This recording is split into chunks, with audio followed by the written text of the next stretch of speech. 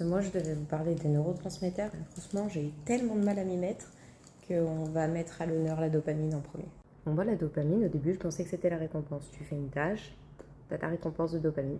Et en fait, pas du tout. C'est un neurotransmetteur et un neuromodulateur qui est produit par les neurones dopaminergiques, principalement dans la substance noire et dans l'aire tegmentale ventrale.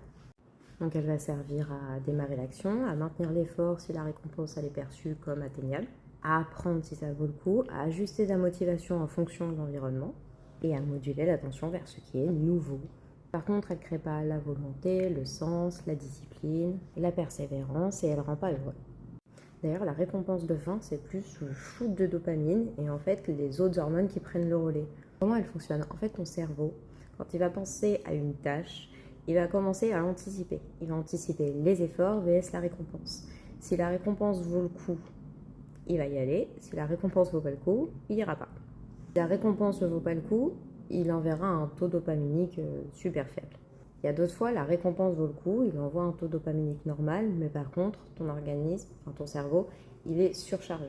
Tu es déjà claqué, tu es fatigué, tu as mal de partout. Bref, en gros, ton cerveau, il n'entend juste pas. Du coup, la dopamine, on ne va pas trop l'appeler l'hormone du bonheur, on devrait plus l'appeler l'hormone de l'anticipation. Vu qu'elle code l'anticipation, le rapport effort-récompense, elle participe beaucoup aussi à l'apprentissage par erreur de prédiction. C'est l'apprentissage qui te permet de comparer ce que tu devais réaliser avec ce que tu as réalisé. Pour les cerveaux qui la régulent autrement, ça passe par des dispersions, des alternances entre fascination et rejet, mais aussi une amplification de l'espoir et de la déception. Ça peut renforcer la rumination et l'apprentissage par erreur de prédiction. Les cerveaux ne la produisent pas pareil, ne la recyclent pas pareil, n'ont pas la même sensibilité au niveau des récepteurs. Il y en a certains qui aiment le nouveau, le challenge, le sens immédiat.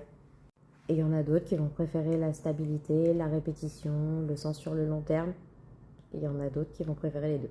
Si tu as des questions sur la dopamine, n'hésite pas à me les poser en commentaire. Et si tu veux en savoir plus sur ton cerveau, moi c'est Lily Sria et je sors une vidéo tous les lundis, mercredis et vendredis. Donc pense à t'abonner.